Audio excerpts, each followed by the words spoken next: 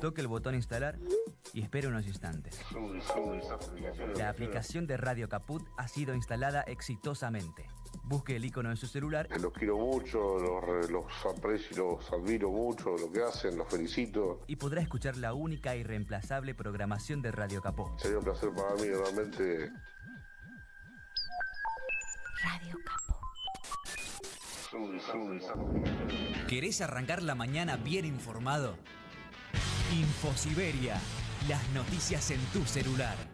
Mandá un mensaje de WhatsApp al 11 3205 8813 y recibilo gratis todas las mañanas. Infosiberia, las noticias en tu celular. Radiocaput.com. Estás conectado. Estás en Caput. Y la culpa no era mía, ni dónde estaba, ni cómo vestía. Somos nosotras. Soy la que pinta graffiti pidiendo justicia por todas sus amigas. Somos todas. Me soy de sangre combativa, mi cuerpo soberana voy. Somos nosotras. Tanto que siente eufórica, antes que histérica histórica. El programa de Nelly Minchersky en Caput, con la participación de Andrea Cuellar Camarena. Somos nosotras. Somos nosotras. Los martes a las 16 en Caput.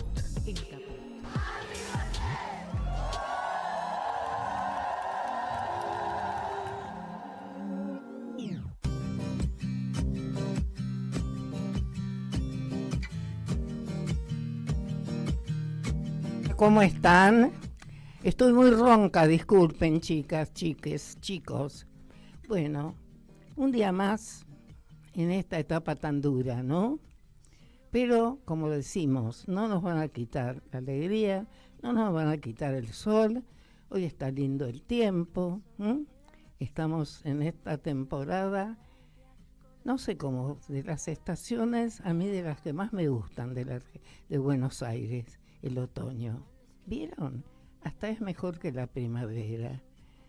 Llueve menos, los días están lindos, se caen las hojas, nos dan un poco de tristeza, pero ese color otoñal es bello.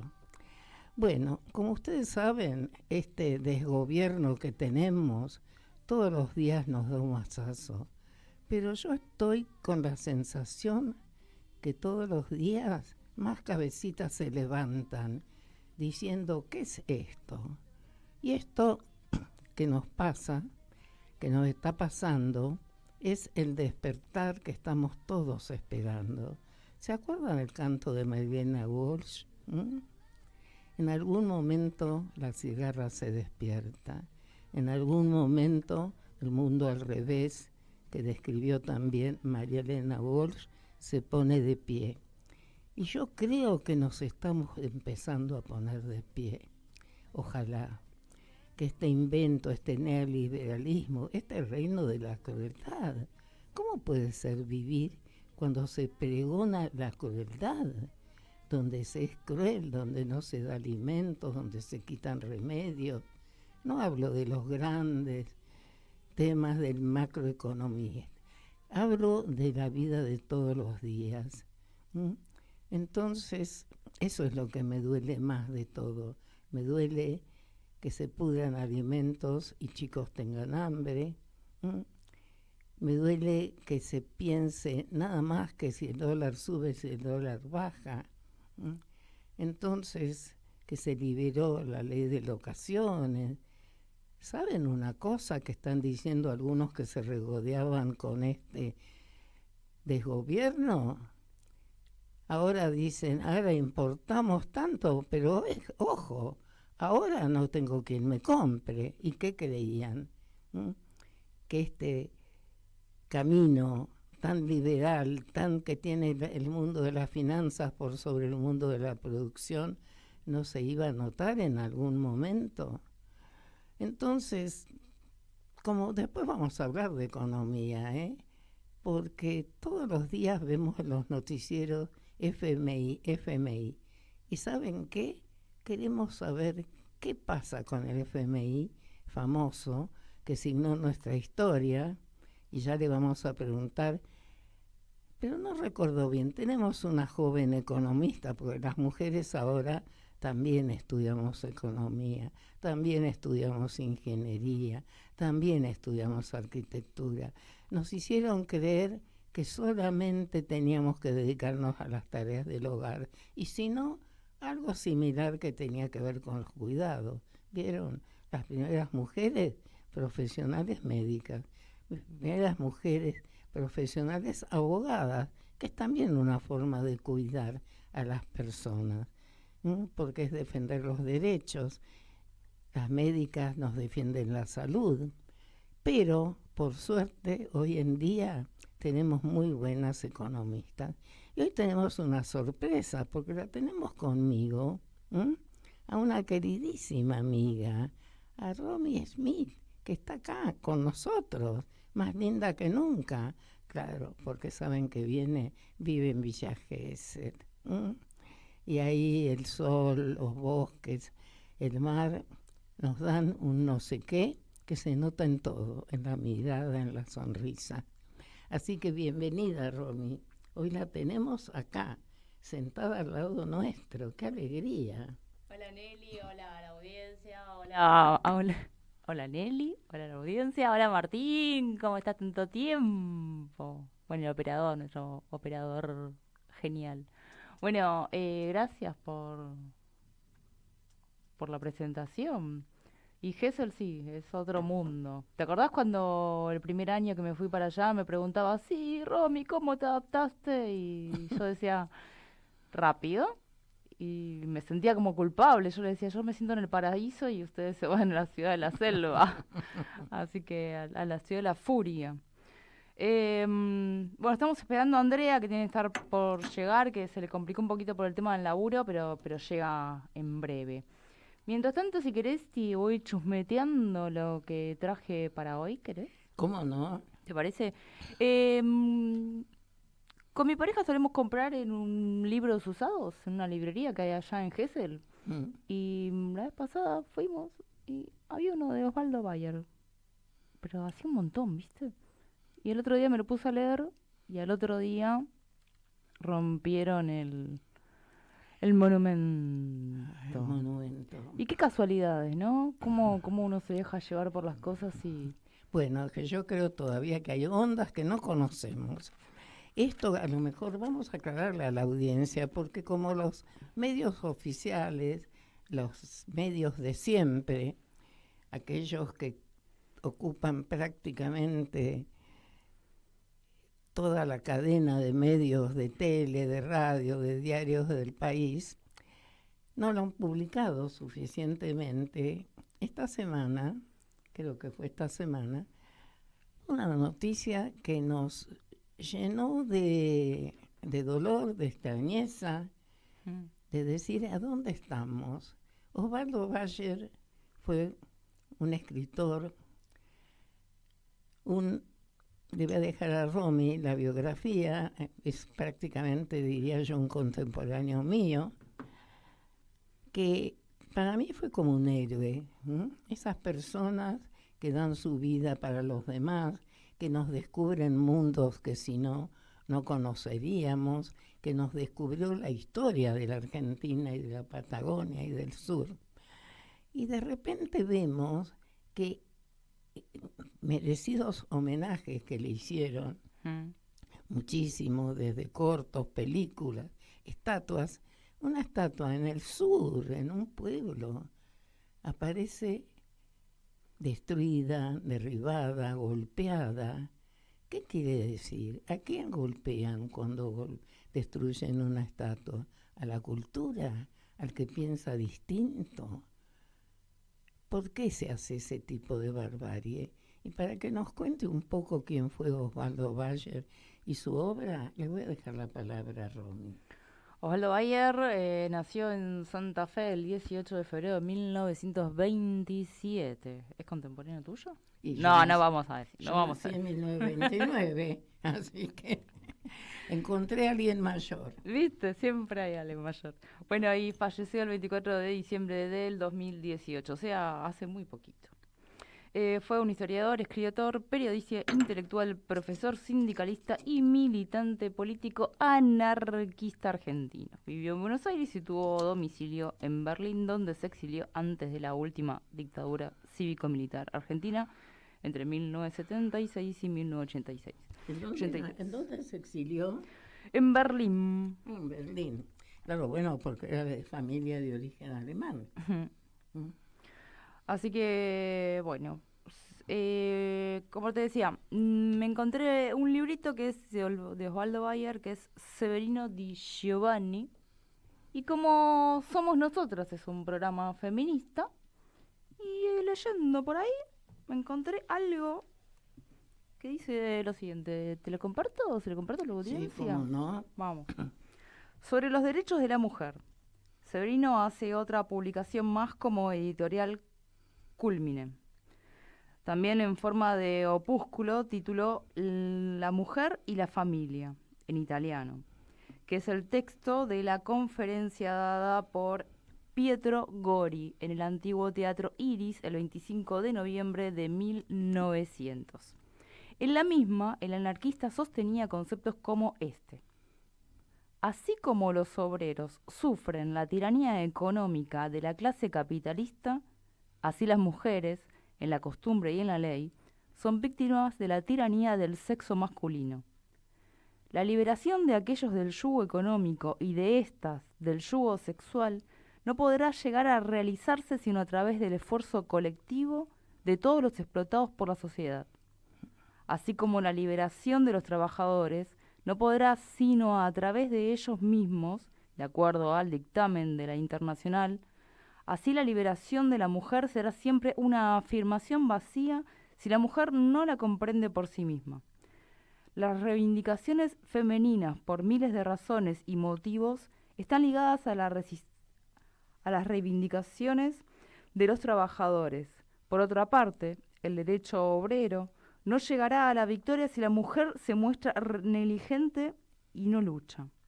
Por eso los trabajadores tienen interés y el deber de no abandonar el problema femenino, que es en parte integrante de la causa de la vasta cuestión social, y las mujeres deben tener la misión y el interés de preocuparse con tanto amor por la cuestión social, porque el feminismo fuera de ella será solo una vana academia de pocas comadres ambiciosas.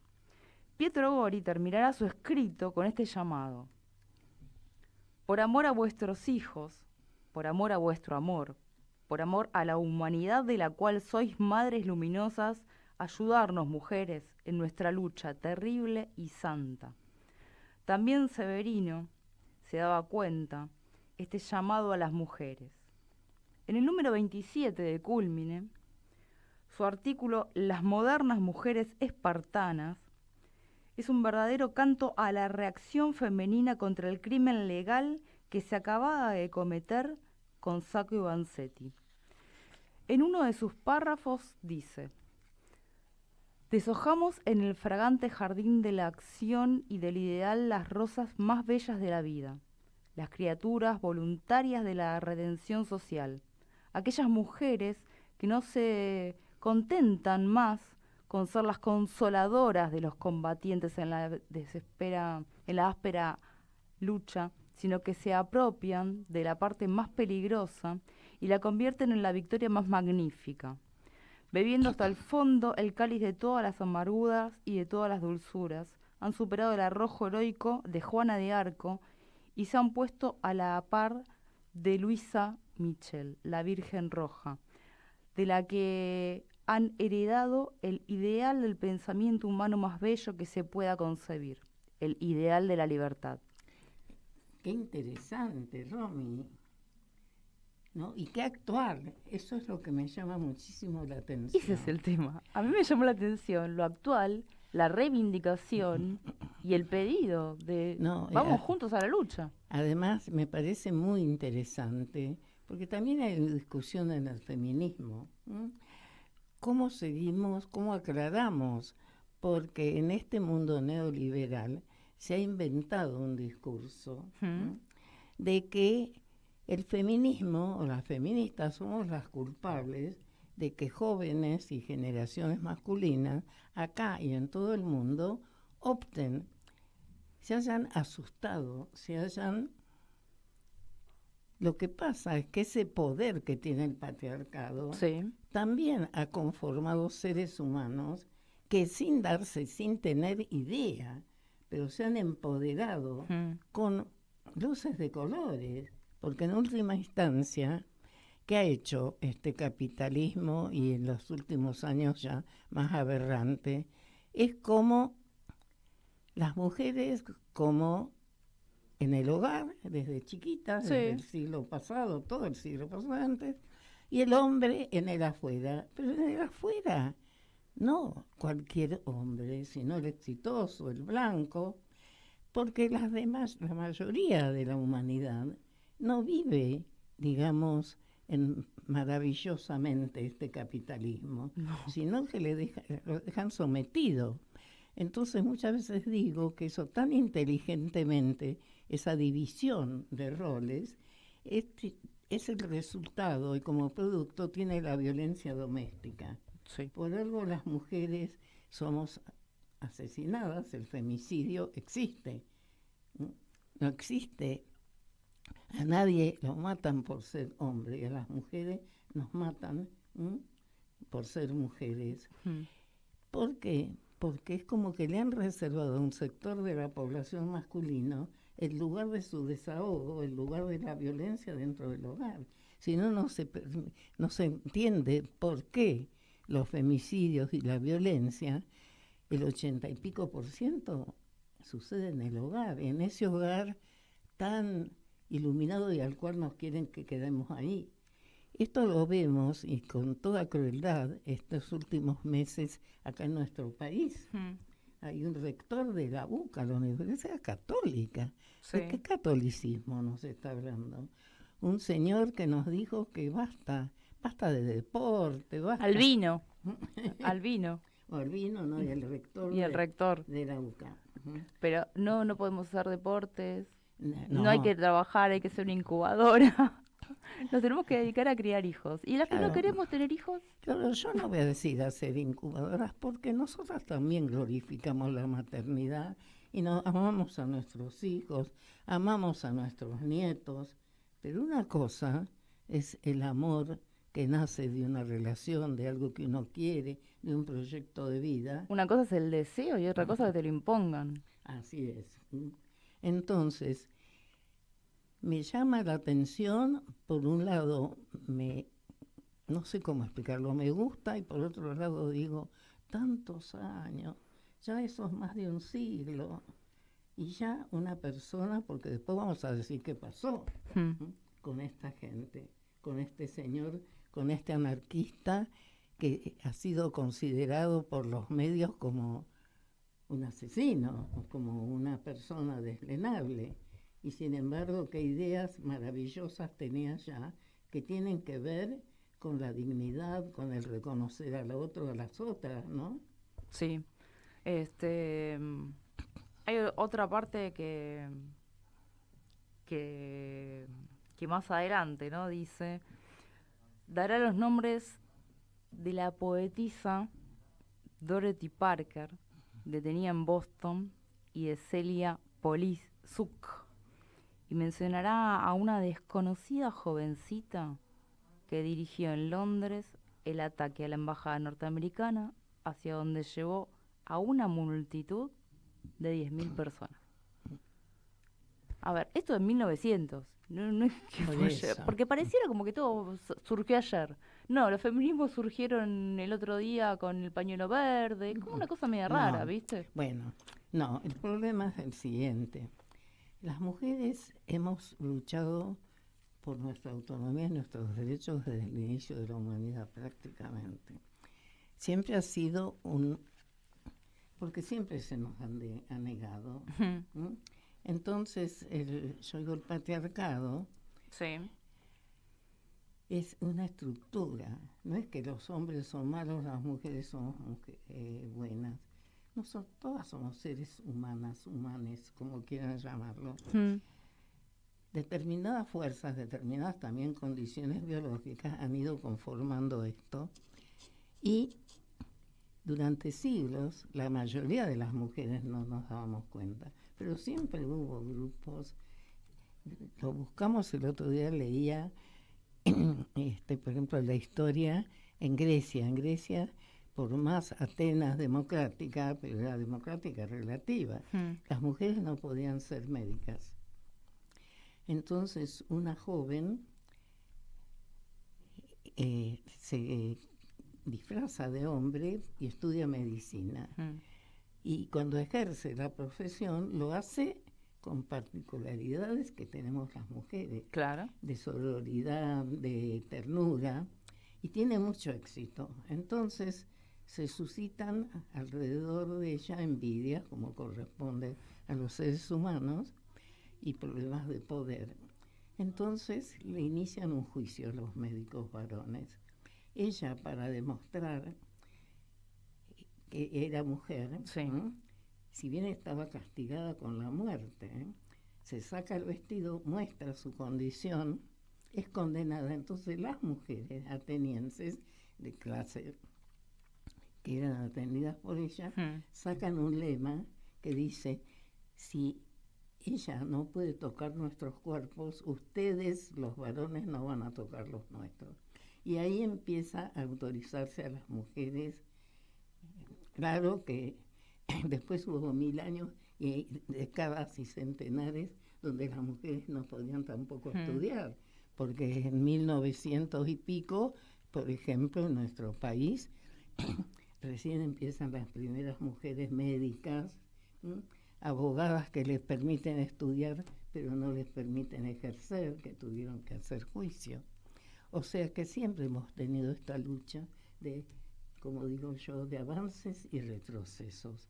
Por eso en este momento que estamos, esto que has leído, y te agradezco, es muy interesante lo que trajiste, me produce cosas contradictorias. Me preocupa de cuánta lucha tenemos que hacer, cuántos años, porque esto es más de un siglo, no estoy calculando más. Por otro lado, me agradezco cómo la historia, siempre tenemos que estar aprendiendo más y más. Y a mí me ha iluminado mucho sobre estos personajes que vinieron a la Argentina. Yo también soy hija de inmigrantes, a un mundo, expulsados de un mundo terrible, con mucha esperanza acá. Y que nos trajeron muchos ideales. Pero claro, mi padre vino en 1923. Estos personajes vinieron a principios del siglo pasado. Y verlos con esta faz, porque siempre nos lo pinta esta historia falsa, como tirabombas. Cuando fueron, es lo único que te dicen. Pero en cambio fueron formadores de una cultura de derechos humanos. Con ideales fuertes, con poesía en sus palabras. Hoy en día no escuchás ni siquiera a los dirigentes, por ejemplo. Ayer escuchaba a una persona que se estaba postulando y digo, pero no tiene espíritu, no tiene corazón para transmitir un ideal, una idea siquiera. Porque bueno, ideal ya sería un montón, pero una idea aunque sea. Bueno. Y esta gente desde la poesía misma. Nos ha ilustrado hoy una cosa muy hermosa. Estuve escuchando ahí desde fuera, muy, muy lindo. Gracias, Romy, por aportarle la pata sensible al programa, porque si no, falta contactarnos con esa parte, ¿no? Bueno, buenas tardes a todas, a todos. Bueno, acá se acaba de incorporar. Hoy tuve 2 inyecciones de juventud, la primera de Romy y ahora la de Andrea. O sea que esta audición está como, ¿vieron? Como con brotes así jóvenes, lindos. Y bueno, y ahora vamos a tener un nuevo brote joven.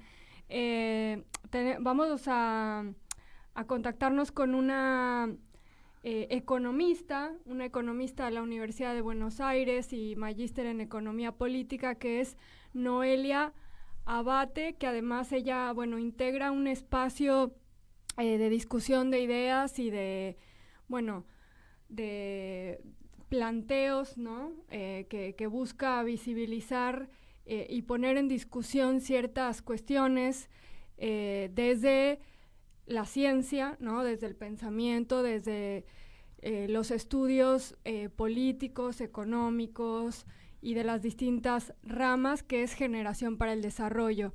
Así que si quieren vamos a escuchar un poco de música y después de la música vamos con nuestra entrevista del día de hoy.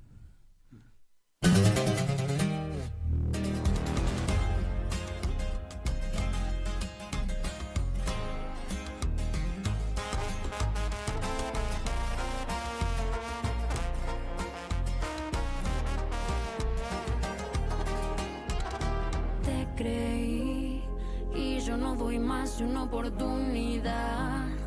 Ojalá te dure, eso voy a aparentar. Mujeres bonitas, ninguna real como yo, que contigo estaba a morir y a matar. Dudo que aún así te vuelvas a encontrar. Me voy, pero antes me voy a vengar. Yo también sé bien cómo portarme mal y sé bien qué hacer para hacerte llorar. A ver si aprendes a valorar.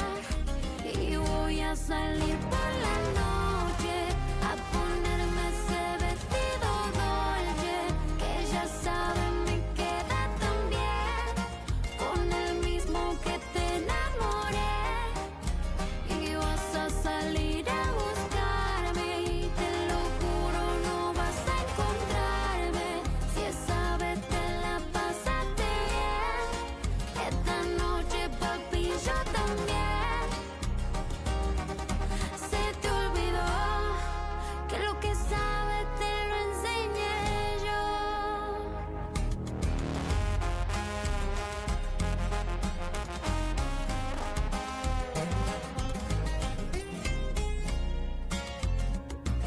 Qué bien que suena esta zona del corrido, Dice: si ya tengo mi Mercedes, ¿pa' qué quiero la G-Wagon? Me quería dar diamante, ya me los había comprado. Mucho antes de conocerte, yo ya había coronado y hasta ahora me había controlado. Y yo también sé bien cómo portarme mal y sé bien qué hacer para hacerte llorar. A ver si aprendes a valorar. Y voy a salir por la noche a ponerme ese vestido dolce que ya sabes me queda tan bien, con el mismo que te enamoré. Y vas a salir a buscarme y te lo juro no vas a encontrarme. Si esa vez te la pasaste bien, esta noche papi yo también. Se te olvidó que lo que sabes te lo enseñé yo.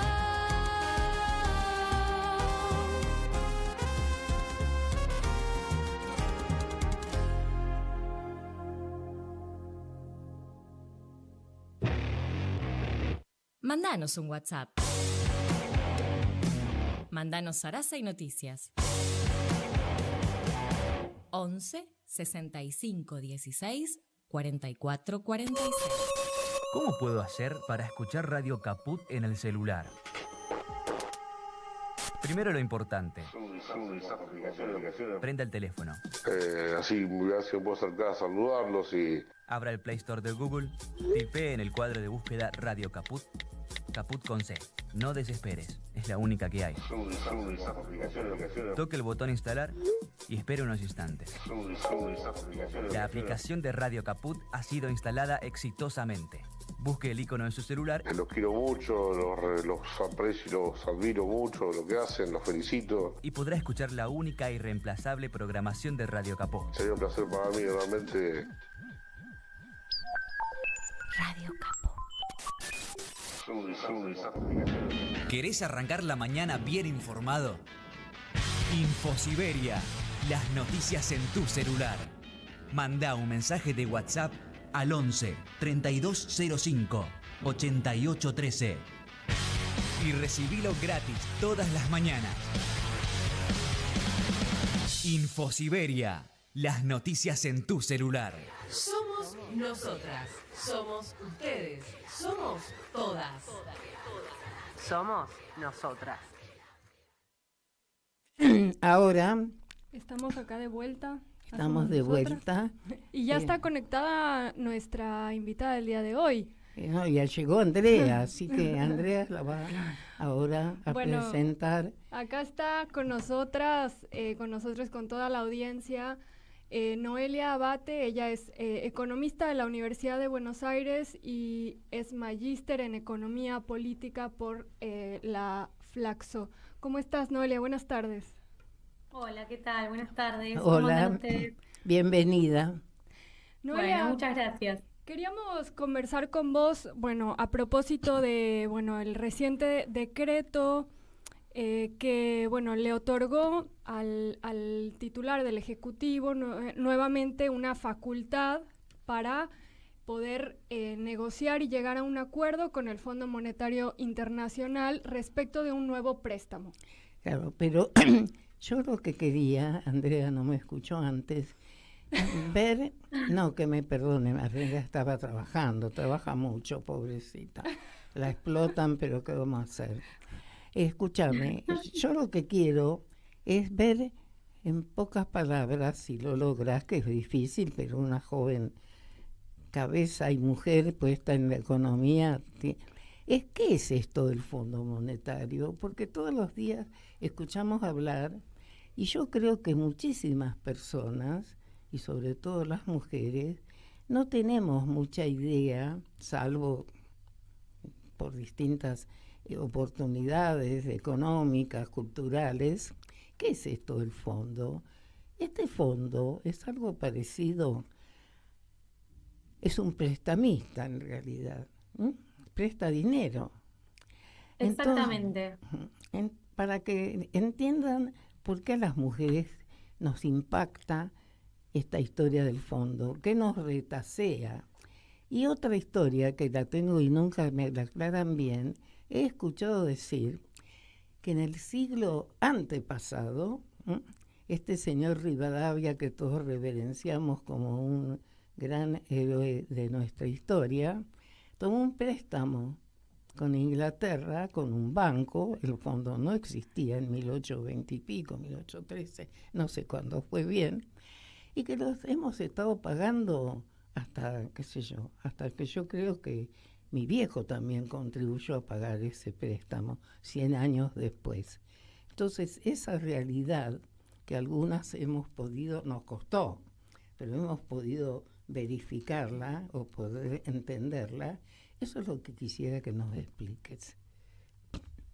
Bueno, está buenísimo poder empezar a hablar de qué se trata esto del fondo, desde dónde partimos para tener que recurrir a esta institución que ya a esta altura del partido hemos escuchado su nombre bastante, pero no entendemos cómo puede ser que nos siguen prestando, nos cuesta pagar, pero sí seguimos volviendo al mismo lugar, nos sigue costando pagar, nos refinancian, nos dan más dinero. Bueno, si miramos la historia de Argentina, y está buenísimo también lo que traes a colación respecto de una deuda muy vieja, ya, ¿no?, con bastantes años, como bien vos comentabas. La historia de la deuda externa argentina es viejísima y tiene mucha relación con nuestra estructura económica y la necesidad que tenemos o cómo depende esa estructura de dólares para continuar funcionando, y eso nos ha traído a muy grandes rasgos, además de otras cuestiones monetarias, a tener una escasez de dólares, ¿no? Demandamos más dólares de lo que la economía está dispuesta a ofrecer. Entonces, ¿qué termina pasando? Históricamente los gobiernos terminan resolviendo devaluaciones y esto termina viéndose impactado en los precios, es decir, en altos niveles inflacionarios. Y este gobierno puntualmente, si bien se manifiesta libertario, en contra de cualquier tipo de intervención que opere el libre mercado, lo que estamos viendo actualmente es un accionar completamente contrario. ¿Por qué? Porque lo que está haciendo es utilizar reservas del Banco Central para influir en los mercados vendiendo estos dólares de forma tal que el precio de la divisa no se dispare porque la demanda sea mayor a la oferta. Ahora, esto no es algo sostenible eternamente en el tiempo. Obviamente esta política no la inventaron ellos, es algo que en nuestra historia ha sucedido muchas veces, es un poco crónica de una muerte anunciada porque no es algo sostenible en el tiempo, claramente nos impacta a todos los argentinos y después podemos hacer un inciso de cómo nos impacta a las mujeres y a las clases asalariadas, sobre todo que tienen ingresos menores y que terminan teniendo ingresos disponibles aún menores porque son los alimentos y lo que es la vivienda lo que termina viéndose más impactado, como vimos en los últimos índices inflacionarios. Entonces, como no es sostenible en el tiempo que el central siga vendiendo estos niveles de dólares en los mercados, necesariamente, sobre todo en un año como este en el cual estamos a las puertas de una elección legislativa, el gobierno, al no querer devaluar, se da vuelta y empieza a tocar puertas. Bueno, ¿quién me ayuda a contener esto? ¿Quién me da unos dólares más para que yo pueda aguantar sin devaluar, para llegar a las elecciones sin devaluar y que se traslade a precios?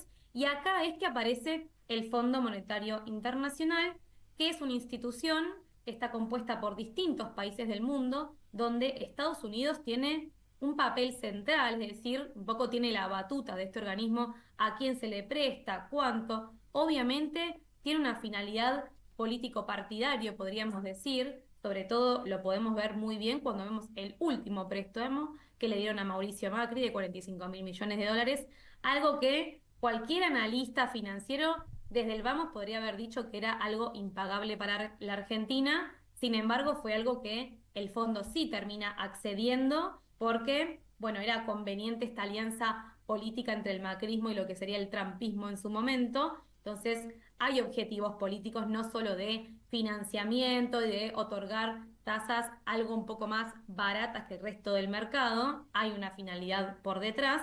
Pero ahora puntualmente lo que tenemos es esto, el gobierno diciendo yo no puedo seguir vendiendo estos niveles de reservas que estoy vendiendo. Ahora el Banco Central tiene reservas netas negativas de más o menos 8.000 millones de dólares negativos y lo que está negociando con el fondo y sobre todo se adelanta en el anuncio de un préstamo que no está firmado para poder llevar calma a los mercados porque es tal el nivel de venta de dólares que está teniendo que el ministro de Economía, todo el gabinete, se vio un poco obligado a decir, bueno, no se preocupen, no vamos a devaluar, ya tenemos un préstamo en puerta, pero es algo que está muy en veremos y sobre todo el fondo hace no tanto terminó diciendo, bueno, sí, es de 20.000 millones, pero habrá que ver las condiciones, es decir, es algo que está muy verde aún, pareciera que sí hay luz verde para que se produzca ese desembolso, pero hay muchas características de este desembolso que no están tan claras. Ahora, lo que sí es claro es que el gobierno quiere tener este poder de fuego, como se le denomina generalmente en el Banco Central, para poder contener esta marea de demanda de divisas que claramente no puede hacer frente, y ahí es cuando entra el Fondo Monetario, y lo que sabríamos a grandes rasgos es que nos estarían dando estos 20.000 millones de dólares, pero son dólares brutos, es decir, no tendríamos la libre disponibilidad de todo este monto, porque si agarramos esos 20, 14 ya serían para pagarle, digamos, distintos vencimientos de capital, hay que repagarle al fondo, nos quedarían solo 6.000 millones de dólares, y la verdad que no es tanto dinero para tener injerencia en los mercados. Es para seguir siempre sometidos. Es como el prestamista. Oye, las tarjetas de crédito nos dan facilidades de pago porque son buenas, porque a veces les conviene. Es tener la plata invertida con una renta asegurada. Y al fondo también. Y nos tiene sometidos de las narices años y años y años. Tal cual. El interés de parte del organismo es evidente. Sobre todo ya hay condicionamientos que viene solicitando y todavía más, con mayor anterioridad que ahora, que es un pedido de devaluación. De hecho, informes recientes del Fondo Monetario ya nos habían dicho 2024, ni me vengan a tocar la puerta, porque tienen todavía mucho más por hacer, y en ese mucho más por hacer entra a jugar todo este plan de ajuste del gasto, donde la mayor parte del ajuste fue ajuste sobre lo que son jubilaciones y lo que es asistencia social. Y acá, como bien mencionabas, ¿cuál es la participación de las mujeres? Bueno, las mujeres tienen una gran incidencia en todo este mundo económicamente vulnerable, porque son ellas quienes terminan siendo las jefas de familia de las zonas más vulnerables, quienes se hacen cargo de las comidas de los comedores populares, quienes se hacen cargo de, bueno, ser quienes son las titulares de las cuentas bancarias para percibir la AUH, otro tipo de ayuda, de asistencia social. Entonces, claramente el recorte a estos sectores tiene una gran incidencia al sector asalariado, a las mujeres, por supuesto que sí, y sobre todo cuando empezamos a ver, bueno, con qué condiciones entonces vamos a tener que acceder para poder aceptar este préstamo, pareciera que es un innegociable la devaluación, y no solo es algo que lo pide el fondo, sino que ya estuvimos viendo sectores que uno hubiera creído que eran sectores políticamente aliados, como el macrismo, y ya empiezan a verse rupturas, porque hace no tanto Mauricio Macri estaba diciendo que era impostergable la devaluación, y esto es algo que las divisas y las reservas que tiene el Banco Central parecían decir que es así, que no hay mucho más tiempo para poder contener esto. Claro, pero el tema de la devaluación, porque ya hasta hay una cosa cultural en el país, desgraciadamente, que devaluación del dólar se proyecta en los precios en general, cuando hay elementos de consumo que el dólar no influye. Tal cual, tal cual. Lo que es la fluctuación del dólar tiene un traspaso a precios en Argentina que es altísimo, es casi inmediato, y además toda nuestra historia y toda la memoria que tiene el argentino en general de todas las crisis que son relativamente recientes, bueno, por las dudas que hago, y por las dudas me aumento, porque en este país nunca se sabe, es lo que uno siempre escucha. Pero ahora entonces, nos vemos, por lo menos, en la realidad de todos los días, que la inflación que está dando el INDEC no tiene nada que ver con ir al mercado, comprar alimentos o en el súper. Todos esos precios y aumentos no se reflejan, ¿no?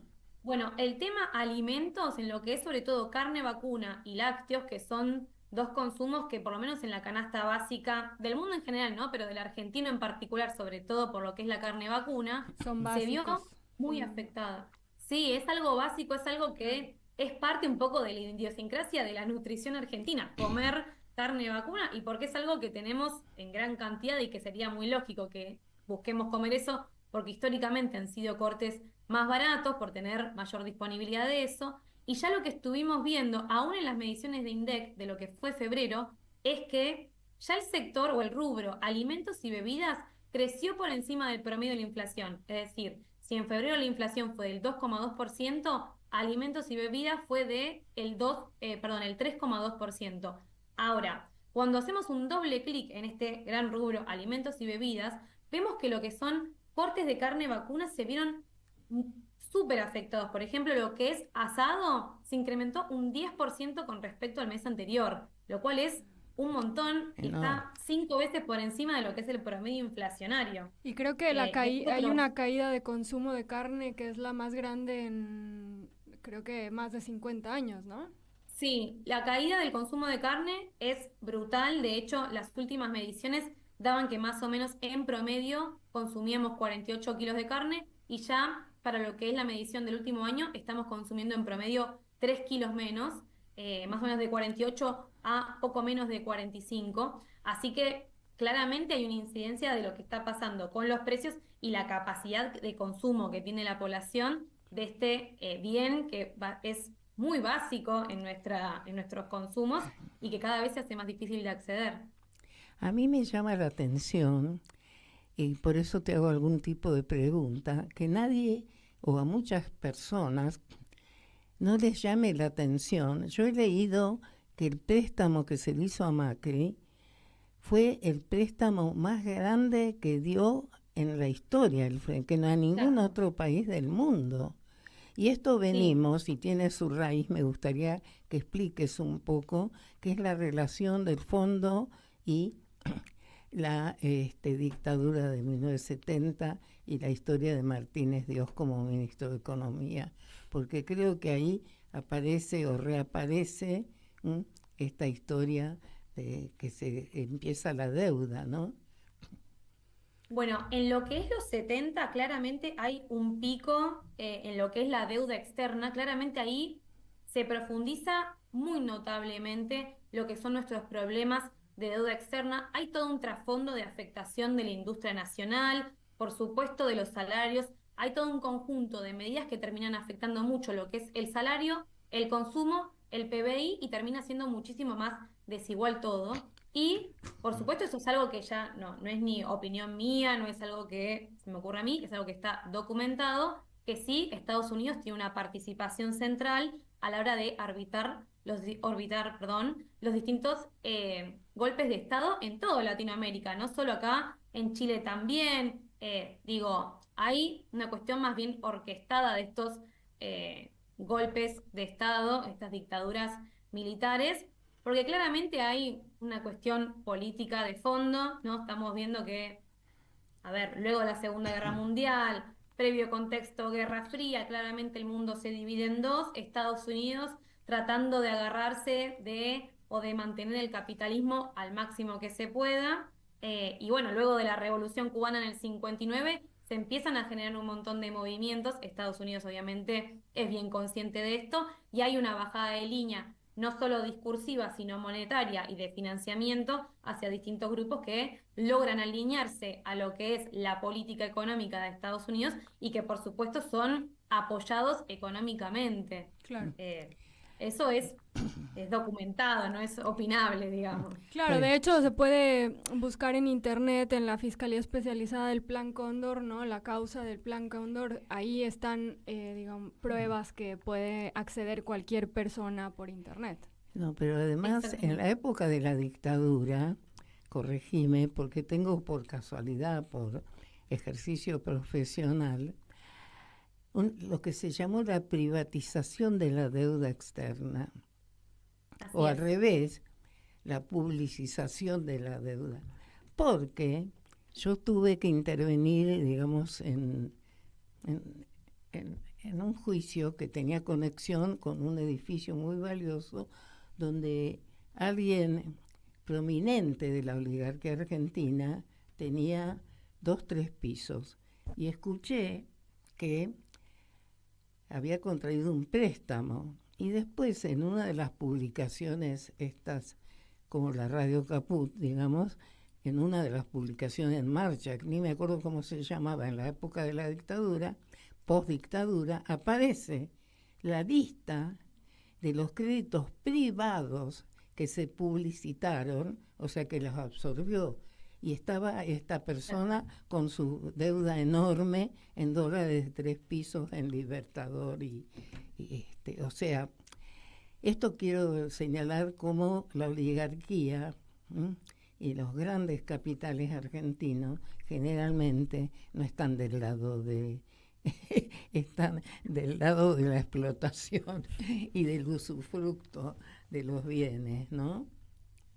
Sí, gran parte de la deuda de los privados de esa época, efectivamente hubo una normativa, es capaz algo complejo la parte más financiera, pero en grandes rasgos es tal cual como lo estás comentando vos. El banco dice, bueno, mira, en vez de que le tengas que deber esa plata a Pepito, se la debo yo, me hago cargo yo, a través de una transacción o de una ecuación. Bueno, una parte me la debes a mí, pero era algo que se saldaba muy fácilmente. En cambio, el Estado termina afrontando lo que es un gran volumen de lo que es la deuda de los privados, y eso termina acrecentando lo que es luego la entendida como deuda pública, que es ex deuda privada, de una manera casi que exponencial, y por supuesto que fue parte como de la política de la época, sobre todo una época en la cual se caracterizó por un diferencial de tasas entre la tasa interna y externa que permitía que los capitales locales valorizaran de forma financiera su capital. Entonces, eso, digamos, terminó afectando muchísimo lo que es el capital, o en realidad todo lo que es el entramado productivo, porque era mucho más, digamos, beneficioso a nivel económico, entre comillas, timbiarla por este diferencial de tasa, que invertirlo en el país, invertir en ladrillos, maquinarias, empleo, y por lo tanto cuando se corta un poco porque no es sostenible esos niveles de tasa, quedan muchos agarrados de niveles de deuda muy importantes, que es la que después se termina haciendo cargo el Estado y que después terminamos entendiendo como que es deuda de todos. Pero bueno, como bien estamos diciendo ahora, fue una deuda de unos pocos que terminó en manos de todos. Y de sectores que no precisamente creo que son los sectores más empobrecidos, más vulnerados, ¿no? De la sociedad, No, que para requieran nada. que No, el no. Estado vaya a salvarlos de esa deuda. Bueno, es que No, hay no fue... otro Perdón. mito que quiero preguntarle a Natalia, porque se escucha frecuentemente que los grandes capitales acá se quejan de que, y si escuchás las tele, los noticieros, los que tienen la sartén por el mango, quejarse de los altos impuestos que se pagan en la Argentina.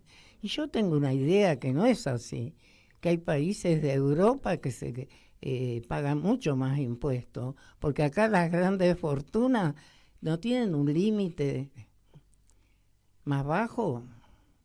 Bueno, a ver, Argentina tiene un nivel de impuestos, podríamos decir, algo un poco más elevado, pero no comparado con lo que son los países, por ejemplo, europeos.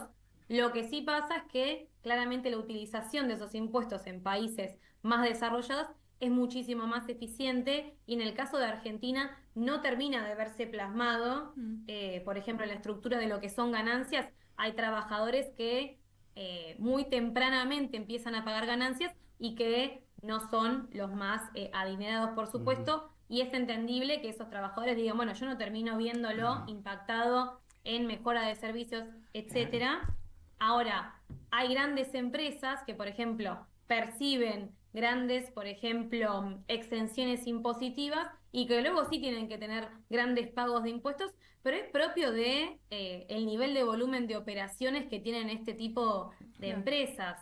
Obviamente hay impuestos más distorsivos que otros, y hay alícuotas que podrían corregirse, pero me parece que es más una cuestión de modificación tributaria lo que habría que rever, que de los porcentajes o, ¿no? Capaz quiénes son los agentes que terminan pagando, qué tipo de impuestos queremos tener, más progresivos, más regresivos, porque ganancias, si bien, como lo que comentaba recién, hay trabajadores que a sueldos no muy exuberantes empiezan a pagar, bueno, eso es uno de los impuestos más progresivos que hay, porque cuanto uno más tiene, más empieza a pagar. Entonces, obvio, le atañe a trabajadores, a clase asalariada, y habría entonces que rever Claro, no. cuáles son las alícuotas y cómo Claro. habría que distribuirlo. No, yo porque las alícuotas me parece que, suponete que Magneto no paga más del 30%, 33%. No tenemos No, alícuotas, claro. alícuotas del 40-50 que hay en países europeos. No, bueno. Eso seguro. Sí, eso seguro. Bueno, es Seguro. como para pensar, ¿no? Una reforma, una posible reforma en ciertas cuestiones fiscales. Nelly, se nos Bueno. acabó el tiempo. Pero lo que pasa que en este país, en cambio de ver cómo pagan más lo que más tienen, este señor que nos gobierna piensa al revés. Al revés. Bajar los impuestos, no controlar, en fin, tiene todo un tufillo a mafia, ¿no? Importación libre, libre fronteras. Hay todo un esquema de liberalización generalizada, pero para algunas cosas, porque como lo que comentábamos recién, cuando hay que intervenir vendiendo dólares para sostener el tipo de cambio, ahí se olvidan de su liberalismo, algo más parcial. Sí.